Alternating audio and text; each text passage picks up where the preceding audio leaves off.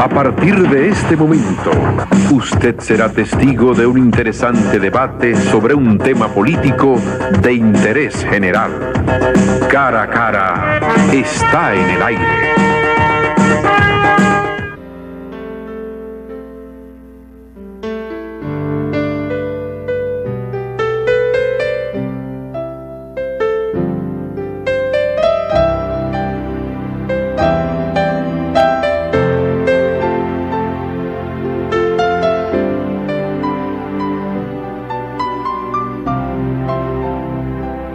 Si fuera el dueño yo de las estrellas, en un gesto de amor se las daría, pero la claridad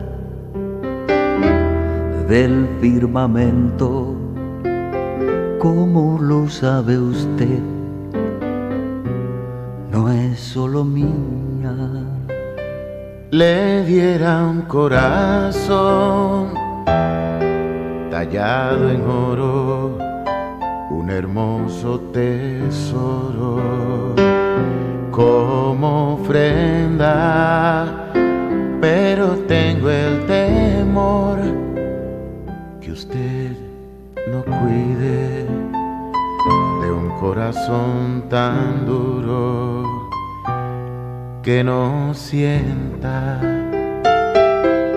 y por eso le doy la razón, la bondad, la invariable verdad que ha vivido enseñando. Por eso le doy. Bienvenido a este su programa Cara a Cara, espacio donde siempre presentamos temas de interés general. Hoy tenemos un programa sumamente especial porque vamos a hablar de relevo, vamos a hablar de juventud, vamos a hablar de perspectiva, de esperanza, vamos a hablar de alguien que forma parte del relevo de un nombre y de una acción de un escritor y de un gran político dominicano que fue conocido no solamente aquí, sino más allá, allende los mares, como decimos en Fogaraté. Y él, ese joven intelectual, tiene una enorme responsabilidad sobre sí, porque le tocó la suerte de darle seguimiento a un apellido, a un nombre, a un legado, a una consideración de la sociedad, de los pueblos y de este pueblo. Porque para, por ejemplo, una familia variar la conducta que le aportan sus padres, sus abuelos y demás descendientes del legado, eso es y era ahí. O sea, no se podía cambiar para nada. Es más, los genes no se equivocan y son los genes primero que la enseñanza hogareña que le dicen a uno, es por ahí, es por aquí, es por allá. Pero ¿qué pasa? Que cuando se trata, por ejemplo, de otro grupo, de gente a la que uno trata de orientar, grupos que se agregan y que pueden de una manera buena, sabia, quizás para proyectarse, querer aprender de uno, abreviar de uno, a ellos le es un poco más difícil. Porque una cosa es el legado familiar, o por ejemplo, las enseñanzas que le dan a uno en las escuelas, en las universidades, y otra cosa es el legado político, lo que le dicen a uno en los partidos, en esos centro de estudio, comité de estudio, no sé cómo se llaman en estos tiempos, para que uno pueda, por ejemplo, contribuir a que lo que se persigue algún día pueda servir de basamenta, como por ejemplo para uno ayudar a sociedades tan entrecruzadas, tan entrecogidas, por muchos factores, como son las sociedades de estos tiempos, donde, por ejemplo, uno se pregunta, en muchos casos, pero ¿y los discípulos del profesor? Bueno, alguien dirá, están ahí, pero el profesor ese, Juan Bosch, era una cosa muy aparte, porque sembró con el ejemplo, y se supone que habría de venir una cosecha con el tiempo. Y Juan Bosch fue un exitoso escritor, un querido amigo que hace unos días estuvo aquí con nosotros, el gran poeta, escritor nacional, Premio Nacional de Literatura, Tony Raful, coincidía con nosotros en que Juan Bosch se merecía un premio Nobel de literatura. Pero aparentemente, y también coincido con el propio Tony en esa parte, de que la militancia política, ese factor, incidió mucho en que Bosch no pudiera ser tomado en cuenta para un premio de ese nivel. Otro, a pesar de que han hurgado en la política, lo han logrado. Por ejemplo, nuestro querido amigo, digo amigo porque siempre lo hemos seguido, José Saramago. El hecho es que entre el aprecio, la simpatía, el legado y todo lo que se quiera decir, se antepone el ADN. Eso somos todos. Y ese es el verdadero y efectivo relevo. Se dice que los hijos de nosotros son la consecuencia de la disciplina, de la cultura que uno trató de imponerle, y ciertamente es así. Algunos se descarrían. Pero en política hemos visto un vuelco en este país que uno jamás se lo sospechaba. Y por ejemplo, partidos grandes como el que, entre otros, tuvo que ver con los efectos, con los logros, como fue el PRD fundado en La Habana por Juan Bosch, Juan Isidro Jiménez Grullón y otros grandes políticos exiliados, tanto en Cuba como en otras naciones. Y otra cosa es el PLD, también fundado por el propio Juan Bosch, que ya aquí, bueno, ya ustedes saben la situación. El hecho es que Bosch, como político, también fue un exitoso, porque fundó dos partidos que fueron gobiernos, uno más que otro, pero gobiernos al fin, con algunos requisitos o algunas consideraciones positivas o negativas. Los dos no han llenado, desgraciadamente, el cometido, para lo cual lo creó su propio fundador, el profesor Juan Bosch. En el curso de este programa nosotros vamos a hablar un buen rato sobre relevo, en el caso específico del profesor Bosch y de esa gran familia, y también vamos a hablar con relación a muchos otros temas que tienen que ver de una u otra forma con la literatura, con la política, con las perspectivas sociales. Pero esto, además, le tenemos una doble sorpresa, que además de invitado, que nos lo reservamos para el comienzo del programa, tenemos con nosotros aquí para ustedes a mi querido y particular en llave, Ramón Emilio Colombo, escritor, uno de mis periodistas súper favoritos. Con él y con el invitado de hoy, nosotros nos pues luego los siguientes mensajes. Este fin de semana se rompe la tasa para que tengas tu casa. Expogar Banreservas con tasas fijas desde 8.77% y hasta 20 años para pagar. No te quedes fuera. Más información en banreservas.com/Expogar. Banreservas, el banco de los dominicanos.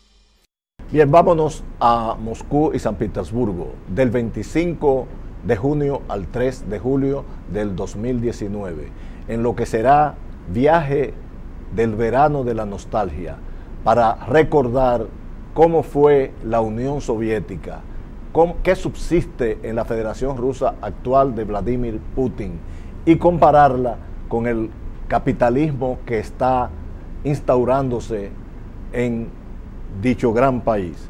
Moscú-San Petersburgo, del 25 de junio al 3 de julio del año en curso. Desde $1,195, toda la parte terrestre, excursiones, hotel, almuerzo, guía turístico en español. Comuníquese con nosotros al teléfono 809-510-8731. El Ministerio de Industria, Comercio y MIPYMES avanza en la facilitación de negocios dentro del programa República Digital. Incorporamos 18 nuevos servicios a nuestra ventanilla virtual, elevando a 77 las facilidades colocadas a tan solo un clic desde su casa u oficina, ahorrando tiempo y dinero a nuestros usuarios desde cualquier punto del país. Mi nombre es Víctor Ramón Carrasco y trabajamos en lo que es el almuerzo escolar. Tiempo atrás había que trasladarse a Santo Domingo, perder tiempo, perder dinero. Es más rápido, más fácil y económico. Puedo hacerlo desde mi computador a la hora que yo quiera. Oh, fácil. Antes tenía que moverse, correr 200 kilómetros y ahora lo tienes en la palma de tu mano. Ministerio de Industria, Comercio y MIPYMES.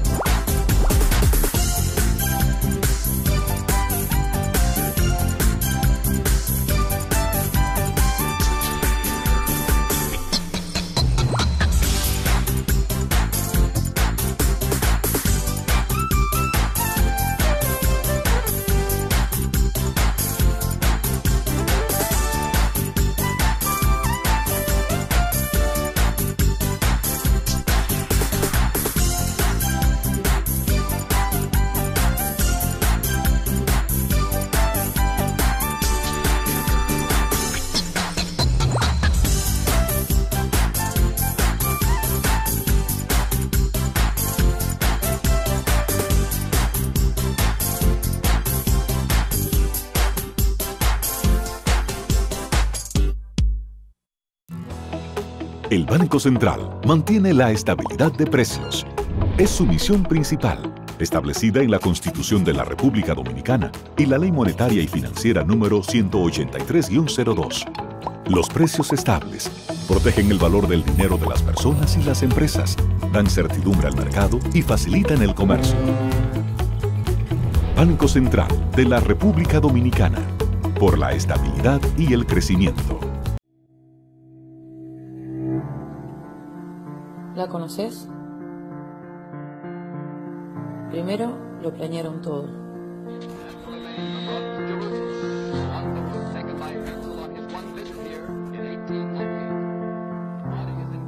Después invadieron su territorio.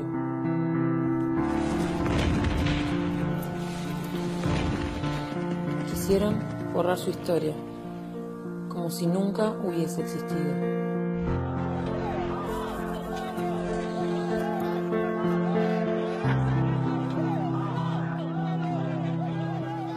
Más tarde se desató el exterminio.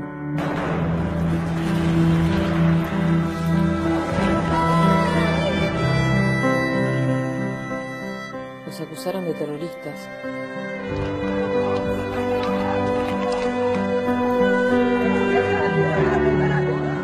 Los encerraron detrás de un muro. Y mataron a sus hombres, mujeres y niños.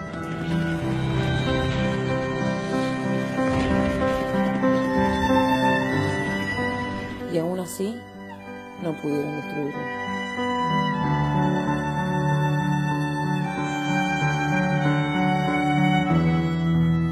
¿La conoces? Se llama Palestina. Y ya casi no queda nada de ella.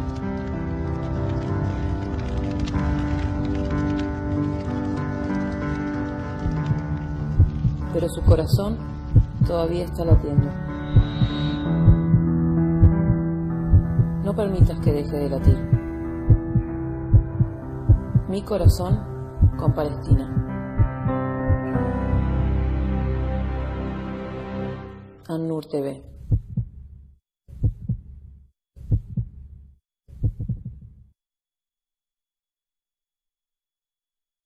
El trabajador dominicano cuenta con un amigo que resuelve en sus momentos más difíciles.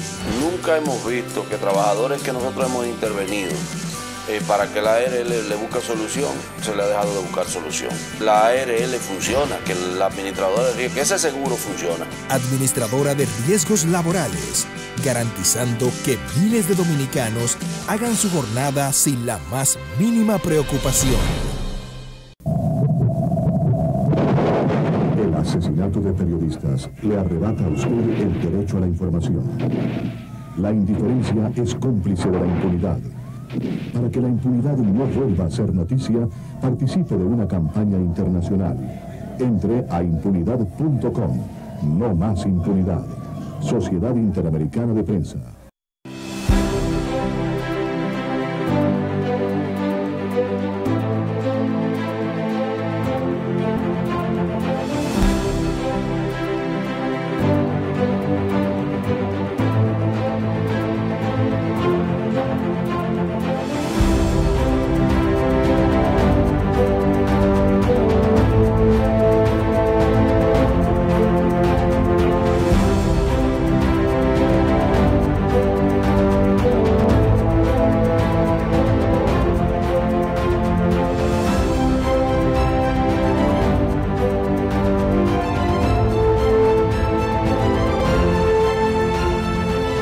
Nosotros cumplimos.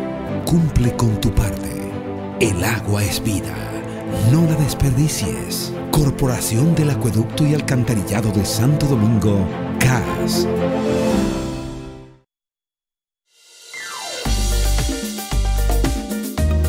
Recuperemos el campo, recuperemos la producción. Recuperar el campo es recuperar el orgullo y recuperar el ánimo que tiene el dominicano de volver a soñar. Así de fértil como es mi pueblo, así somos los hombres y mujeres que amamos esta tierra. Porque es un hombre de convicción. Yo creo en él. Un hombre estadista. Yo apuesto a él. Capacitado. Yo me voy con él. Yo me voy con él. Nos vamos con él. Acompáñenme para que juntos recuperemos la esperanza. Ramón Emilio Concepción, presidente. Partido Revolucionario Moderno. No todo está perdido.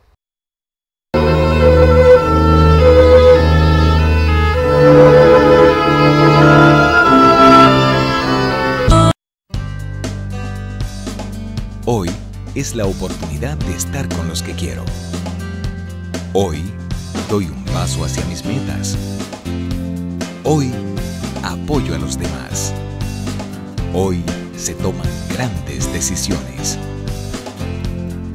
Hoy está en tus manos. Tu mundo empieza hoy. Y bien, iniciamos este cara a cara especialísimo de hoy con la directa asistencia, honrosa asistencia de un muchacho de estos tiempos, profesional, que tiene experiencias internacionales por muchísimas razones y que además él y su familia cargan sobre sus hombros el legado de un nombre, el legado de un apellido y una herencia en la que todavía este país confía. Y me refiero a su abuelo, el profesor Juan Bosch, que como dijimos en la introducción, funda al Partido Revolucionario Dominicano, que fue gobierno, y funda el Partido de la Liberación Dominicana, que también fue gobierno. Él acaba de poner en circulación su último libro, que mire, Parados del Destino, habla sobre la esperanza.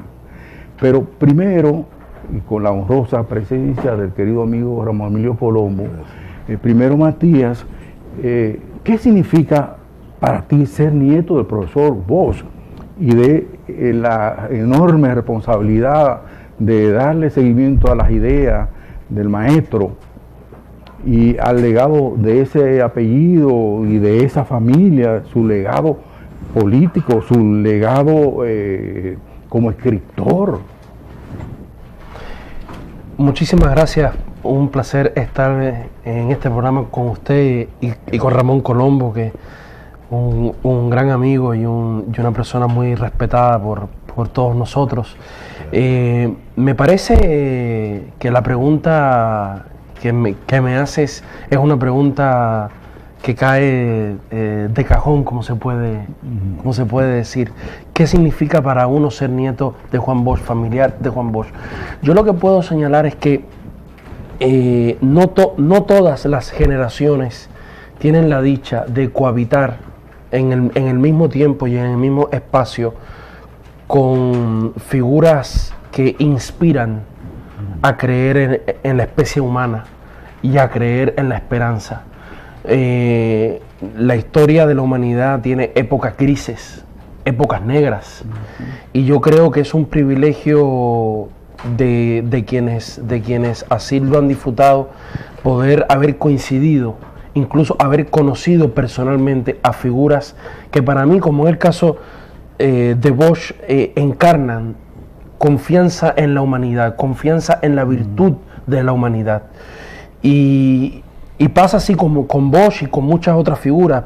Yo pienso, por ejemplo, en el caso de Ramón Colombo, que nos acompaña, haber sido un periodista que le toca estar en la misma época, de figuras como Manolo, de figuras como Bosch, de hombres y mujeres que inspiraban, ¿no?, creer en que un futuro mejor es posible, que vale la pena sacrificarse en el presente por un futuro superior.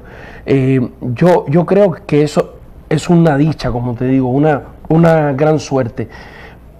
Y quiero subrayar que eso no le pasa a todas las generaciones. Por ejemplo, yo pienso en la generación que le ha tocado vivir desde el año, para mí, 95 para acá, los últimos 25 años, desde el 90 para acá, 25, 26 años. Son por lo menos dos generaciones que le ha tocado vivir en un país gris, en un país donde no hay referentes en los cuales creer, ¿verdad?, por una lucha en la cual confiar. Y yo creo que esas figuras que se han ganado a punta de honestidad personal, la confianza de los demás, son tesoros que en todo caso, y eso sí lo quiero subrayar también, no son patrimonio de una generación ni de una persona. A uno le tocó la dicha, pero esas son figuras patrimonios de un pueblo. El trabajo está, el desafío está, vaya trabajo, vaya desafío en cómo hacer que generaciones que le ha tocado una época gris puedan contar con la referencia de personalidades, ¿verdad?, que motivan a luchar, a creer y a confiar, aunque no tocó en el tiempo compartir con ellas. Así es, sí. Así. A lo largo de la historia nacional hemos tenido siempre presente en los diversos capítulos, digamos, fundamentales de la historia republicana, en la conciencia pública, una pregunta que algunos consideran que no tiene sentido, otros consideramos que sí tiene sentido porque nos refiere a valores. ¿Qué hubiera pensado? Por ejemplo, a principios del siglo XX o a fines del XIX, mucha gente, viendo los acontecimientos entonces, la Montonera, el régimen de Lilis, ¿verdad? En fin, todo aquel periodo tan alborotado de la historia política nacional. Que luego deriva en la ocupación. Todo aquel, qué sé yo, espacio oscuro de nuestra historia pasada, mucha gente decía, ¿y qué hubiera pensado Duarte? ¿Qué hubiera pensado Luperón de esto? Hoy se insiste mucho en la pregunta, ¿qué hubiera pensado Bosch de lo que está ocurriendo en nuestro país? Cabe la pregunta. Cabe la pregunta. Tú, que lo conociste tan íntimamente en la intimidad familiar y que has compartido tantos recuerdos colectivos en el ámbito familiar, que conoces su obra, ¿qué pensaría Bosch de esta etapa que vive la República, a la que tú aludes en tu libro? Tremenda pregunta la que hacen, ¿no? Y me parece que es un comentario también como la pregunta que le hacía, ineludible. Porque alguien, digamos, yo he escuchado quien dice que se utiliza a Bosch de manera oportunista para confrontarlo con el presente. Yo creo que eso puede existir, oportunismo hay, pero yo creo que es ineludible preguntarse qué pensaría Bosch, porque si hay una figura que es la égida, ¿verdad?, de la lucha por la libertad durante el siglo XX, no solo como luchador, que hubo muchos, sino como quien más pensó cómo debía ser organizada la sociedad dominicana, quien más dedicó pensamiento además a cómo construir desde ese pasado oscuro un futuro promisorio, fue sin duda Juan Bosch. Claro. Como tú dices, sería inexcusable que a fines del 19 y a principios del 20 nadie se preguntara qué pensaría Luperón de todo esto. Ajá. Cuando Luperón es el luchador y además un pensador y un organizador de cómo tiene que darse la independencia definitiva conculcada por el santanismo, ¿verdad? Y un luchador contra las pretensiones imperialistas de anexarse en la península de Samaná, etcétera. Un fundador de la Confederación Antillana o un precursor de la Unión Antillanista. Claro que hay que preguntarse qué pensaría Bosch, porque además es Bosch el gran pensador de los partidos políticos. Es a Bosch a quien le toca ser el impulsor de los nuevos partidos políticos democráticos. El 14 de junio estuvo concebido como una organización revolucionaria. El impulsor de partidos políticos es Juan Bosch. Entonces, uno no puede decir, no, eso es una pregunta para tratar de hacer leña del árbol caído. Yo creo que Bosch, que me ha tocado estar los últimos meses investigando bastante en su pensamiento y en su obra, Bosch estuvo convencido primero frente a la lucha de Trujillo, después de la ocupación norteamericana del 65 y luego en la lucha contra Balaguer, de una línea de pensamiento que fue evolucionando, la liberación plena de este pueblo. Y la liberación plena de este pueblo como una agenda moral, como una agenda política, como una agenda cultural y como una agenda económica. Y yo creo que Bosch estaría profundamente inconforme, incómodo, ¿sí?, con el presente político que ha tenido la República Dominicana, con la verdadera transformación de los partidos en maquinarias al servicio de grupos y de élites, y estaría profundamente inconforme con lo que padece una mayoría social que sigue viviendo en la pobreza. La mayoría social de este país sigue viviendo en la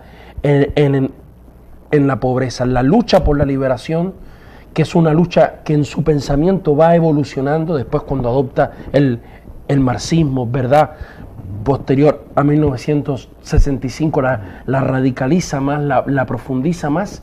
Yo creo que es una agenda que da herramientas para contradecir a fondo y en sus bases el modelo de país que hoy se está sosteniendo en la República Dominicana y con el que están de acuerdo las élites, tanto la política como la económica social, están de acuerdo en este modelo de país.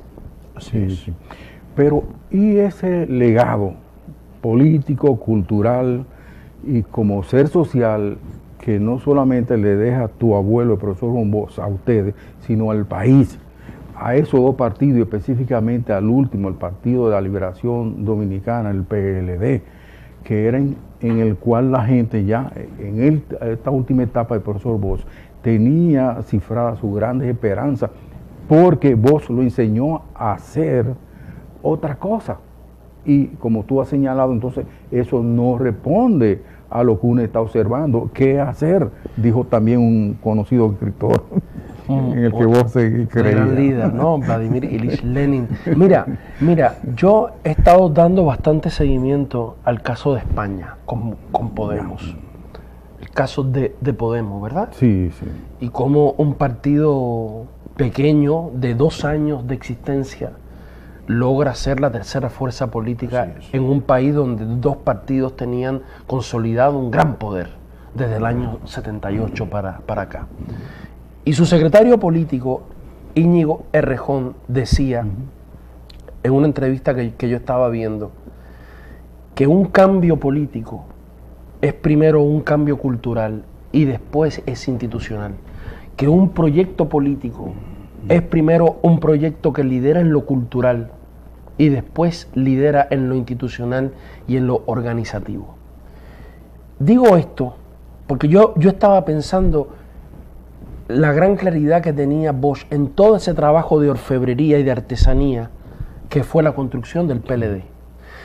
Porque hay que pensar lo que es que en el año 1990, con Balaguer en pleno vigor y esa maquinaria perfecta de poder funcionando, el PLD, que era un partido de apenas 8.000 miembros, fuera, según la Junta Central Electoral, el partido más votado de este país. Sí. Y eso tenía que ver con algo que Bosch decía y que se parece mucho a esta entrevista que yo les estaba referenciando. La autoridad política se funda en autoridad moral. O sea, la gente nos cree. La gente nos cree, la gente confía en nosotros. Y yo creo que esa sigue siendo una premisa absolutamente válida. Así es. La gente no va a creer, la gente se puede tener el poder, se puede tener el poder durante unos años y de manera no se puede calcular por cuántos años, pero la base de sustentación de un proyecto de transformación está, y la base de sustentación de un liderazgo, no del poder, del liderazgo, se encuentra en la credibilidad moral y cultural que un proyecto ha alcanzado. Y en ese sentido, Bosch no ha sido superado aún por los que ostentan el poder. Pero Bosch era confiable, creíble. Sí. Hay un agravante en nuestra realidad desde hace tiempo. Mira, también en ese pasado al que hice alusión hace rato, hubo voces altas en la sociedad, que no eran líderes políticos, pero tenían una resiedumbre moral y un prestigio en la sociedad tremendo y una confiabilidad absoluta. Uno de ellos, que fue presidente igual que Bosch apenas unos meses, Ulises Francisco Espaillat, era una voz alta, dentro y fuera del poder. El poder para ese hombre fue, por así decirlo, un incidente en su carrera ciudadana, porque era una voz alta. Cuando hablaba Ulises Francisco Espaillat, el país le escuchaba, el país atendía sus llamados. Américo Lugo fue una voz alta también, por ejemplo, ¿verdad? Pedro Francisco Bonó, en el siglo XIX, otra voz alta. Y en este siglo hemos tenido voces altas, entre ellas Juan Bosch. Ya no las tenemos. La sociedad está huérfana, más allá de este liderazgo y pseudo liderazgo político que tenemos, porque hay muchos dirigentes, pero líderes, realmente, cuando hablamos de líderes, estamos hablando de gente que sintetiza el espíritu de una sociedad, de un pueblo, ¿verdad? Eso es un liderazgo válido. No, dirigente cualquiera, dirigente de partido, no importa si es presidente o comité de base, es un dirigente. Ahora, un líder, una voz alta en la sociedad, no la tenemos. Ahora mismo no la tenemos. Y quienes pudieran ejercer esa voz alta están distraídos en cuestiones que que tienen muchísimas consecuencias morales, ¿verdad? La corrupción, ¿verdad? La alienación en todo sentido, en fin. Hace falta esa voz alta, no la tenemos. De tal modo que este pseudo liderazgo político, toda esta burocracia y toda esta tecnocracia, ¿verdad?, está por su cuenta, una sociedad que no tiene capacidad de reclamo. Por ejemplo, ¿qué vamos a hacer, Matías? ¿Qué tú crees que podemos esperar en este país de no producirse una reacción social que ponga en orden las cosas? Claro. El país está en una situación muy delicada, así yo la veo. Pienso en el escenario electoral de 2020, o 2024, o sea, pienso en 4 y 8 años más. ¿Qué pasa en un país donde, como tú dices, el pueblo dominicano no tiene ni una organización ni personas que sean para él un referente confiable, claro, creíble, claro, con el que pueda establecer relaciones de confianza, de representación legítima? ¿Qué pasa?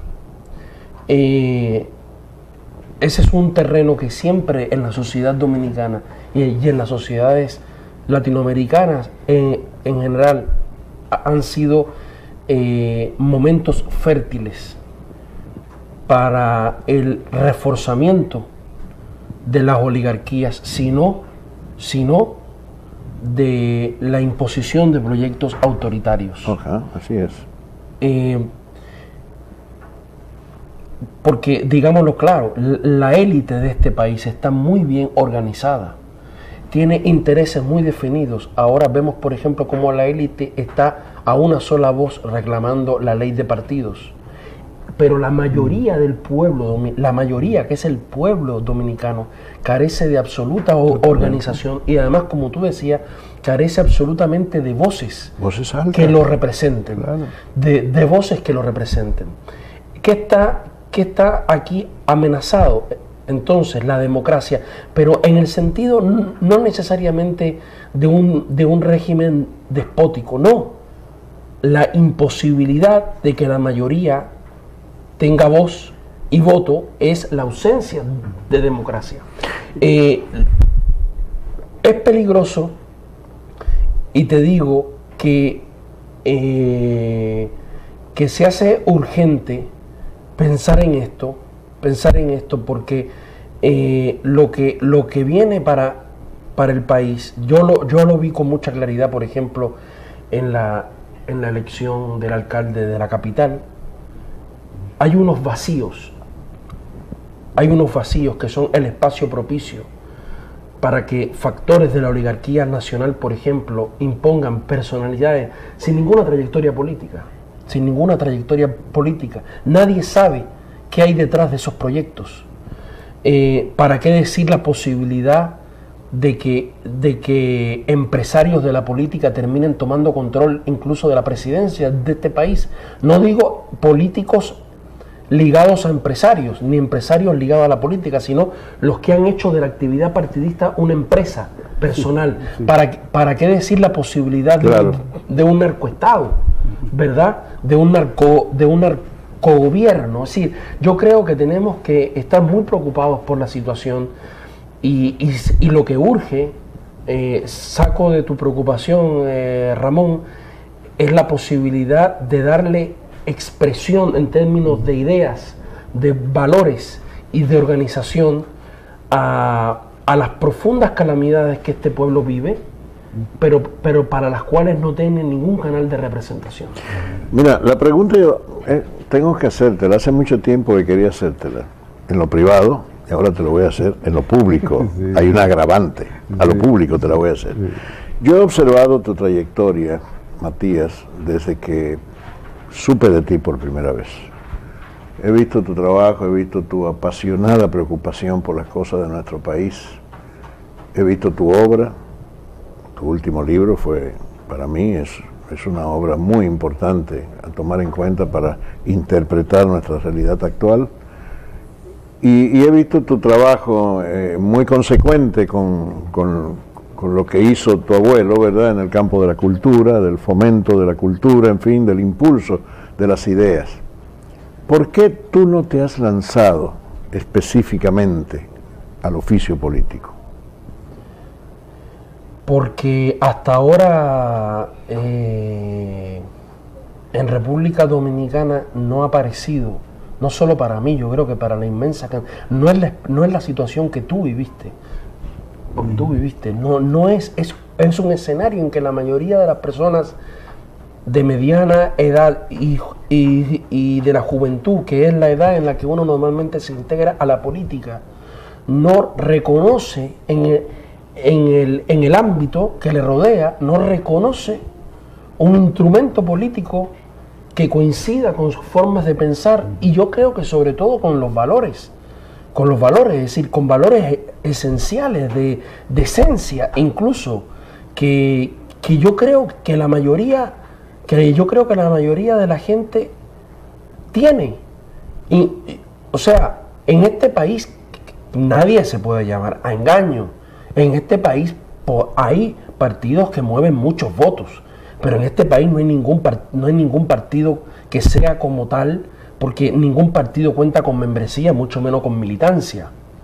En este país se podrán movilizar muchos votos, pero lo que llamamos partidos actualmente, no concitan la credibilidad ni siquiera de la misma gente que vota. Entonces soy de esa generación que no reconoce un instrumento donde participar, o que ha creado. ¿Y por qué no lo creas tú, el instrumento? Entonces, repito, ¿por qué no hacemos el partido? ¿Por qué? Es una buena pregunta. Yo creo que a esta sociedad le urge.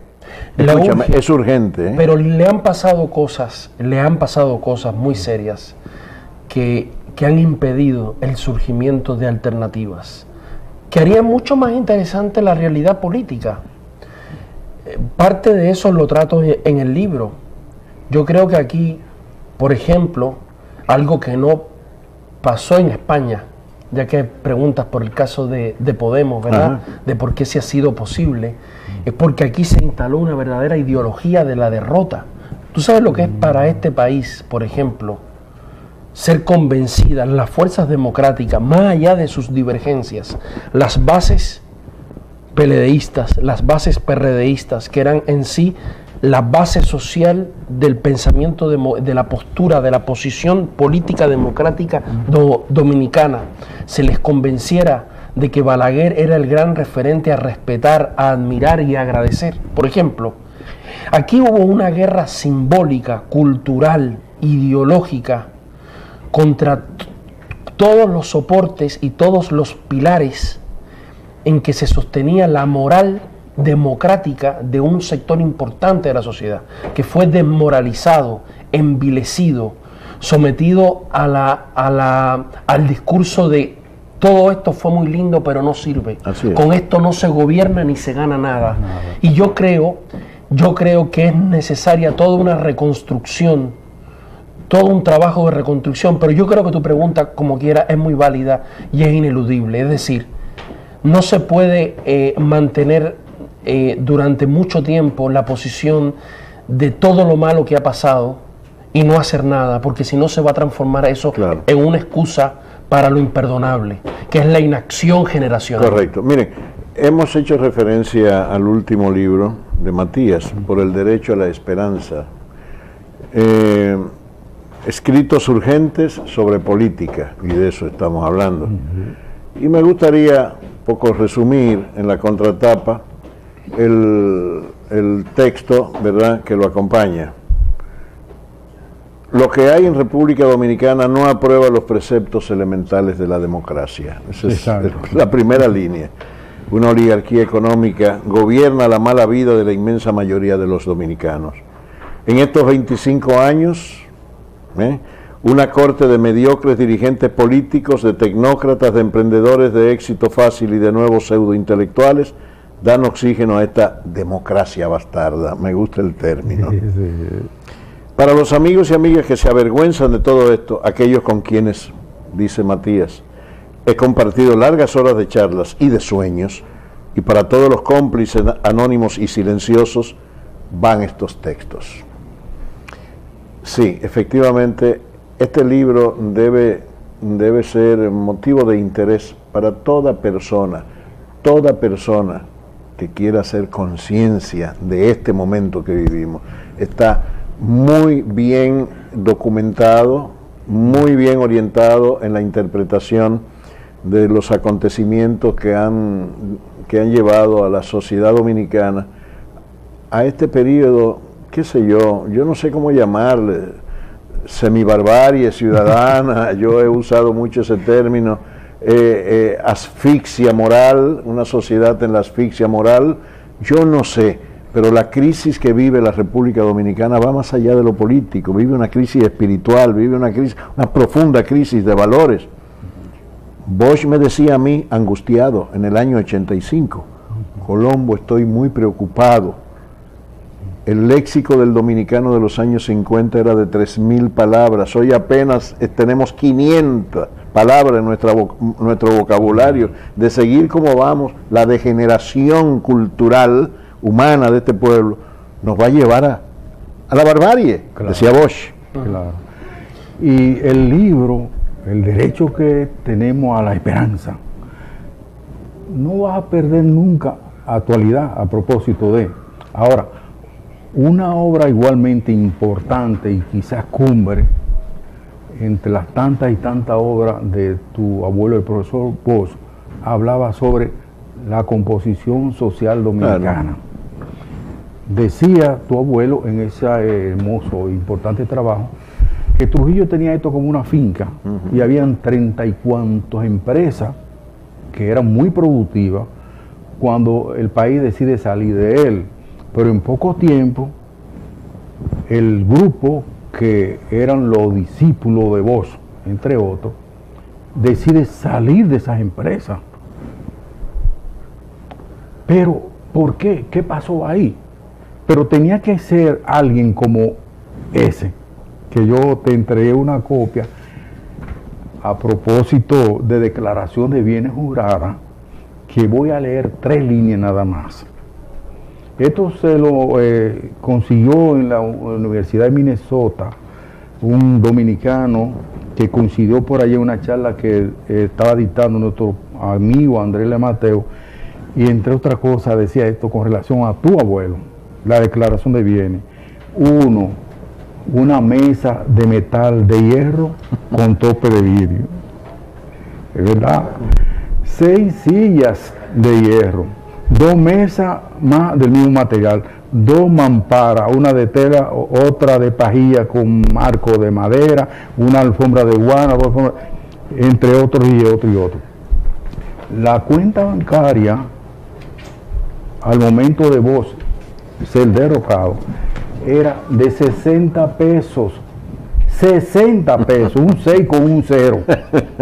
Y cuando uno hace comparación con relación a ese discipulado que parece que no entendió la clase de él, uno se queda así alegrado, sorprendido con ver tantísimas cosas, de gente que a cualquier país del mundo, a cualquier sociedad le pondría los pelos de punta. Bueno, yo ahí le adjudico algo, importancia a algo a lo que yo creo que Juan Bosch también se la adjudicaba. Hay muchos escritos de él sobre la psicología de clases. De hecho, hay un académico puertorriqueño, Ángel Villarini, que considera que ese es un aporte importante que hace Bosch al marxismo latinoamericano, su análisis de la psicología de clase. Recordemos su análisis económico de la pequeña burguesía como clase mayoritaria, pero además la psicología de la pequeña burguesía, ¿verdad? El ser social determina la conciencia social. Correcto. Entonces el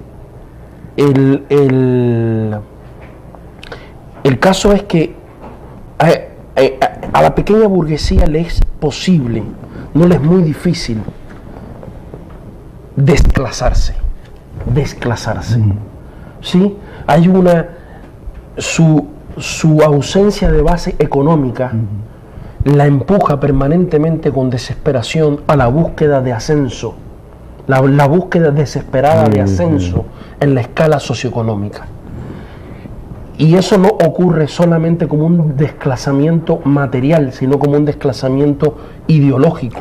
Por eso Bosch en el año 76, cuando se cumplen 10 años de composición social dominicana, o estaba cerca de cumplirse, da una conferencia y él habla ahí de que él es hijo de un trabajador, de José Bosch, de un trabajador albañil que después se convirtió, y lo dice, en comerciante, pero que a él no le importa mucho el comerciante, que el que le interesa a él es el albañil y que él no va a traicionar a su padre. ¿Qué es lo que estaba diciendo ahí? Y estaba hablando de composición social dominicana. Yo he hecho una obra para que los trabajadores dominicanos, ¿sí?, sean reivindicados.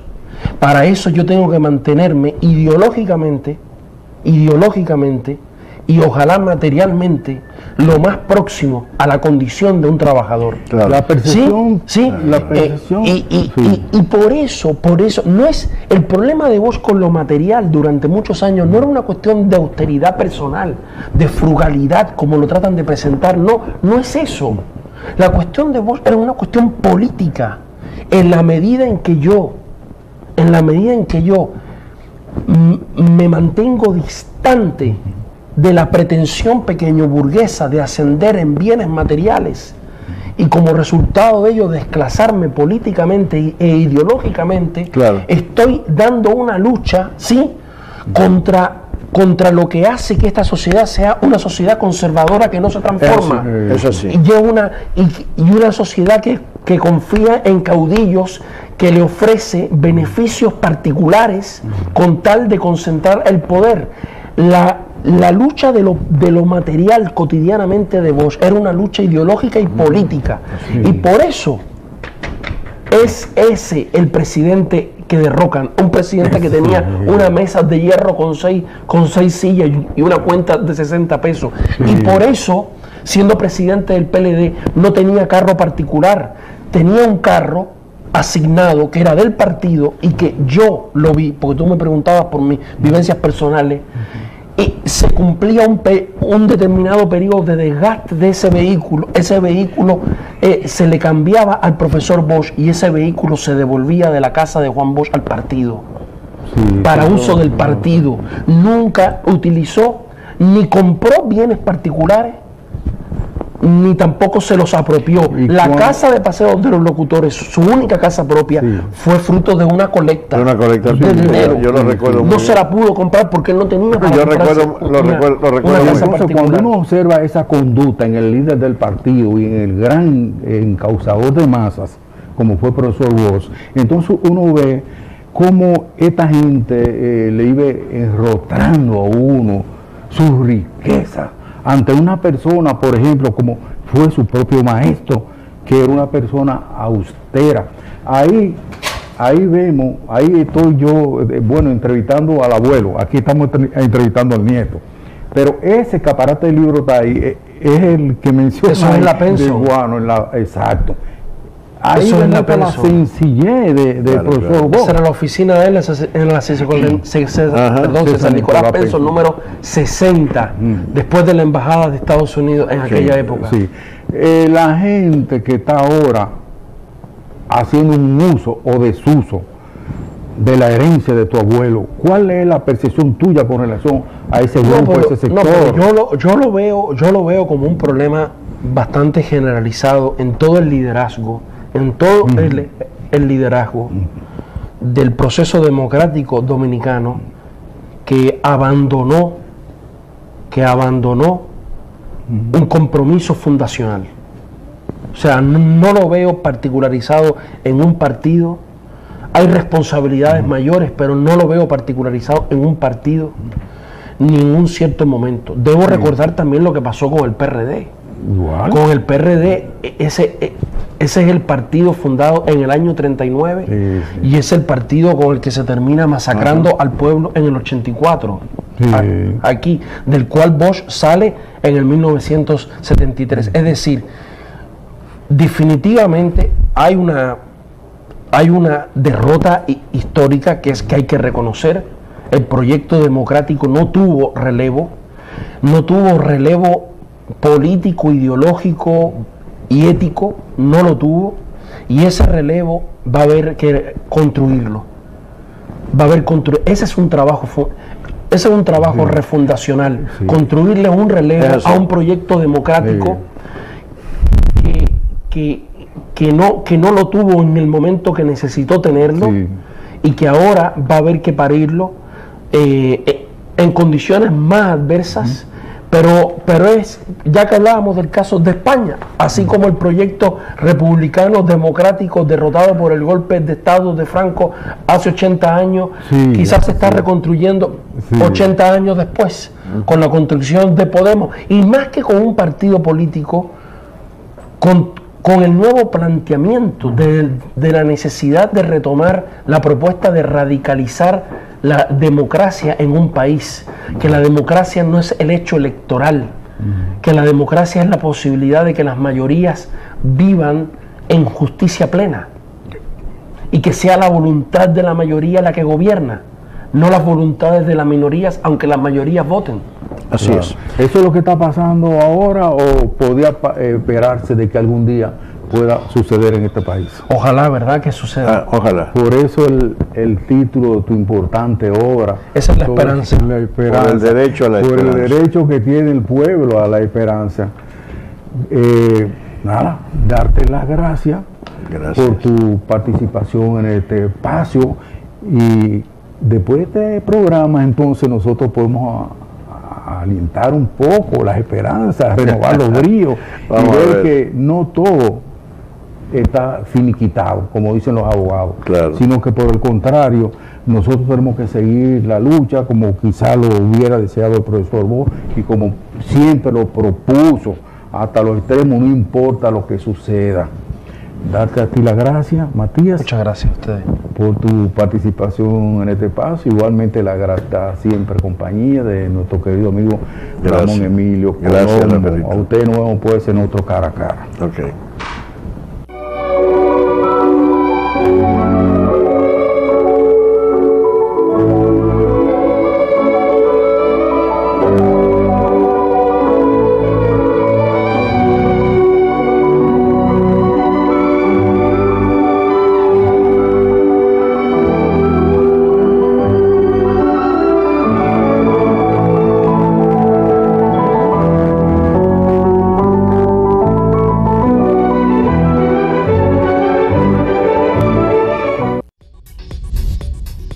Usted está viendo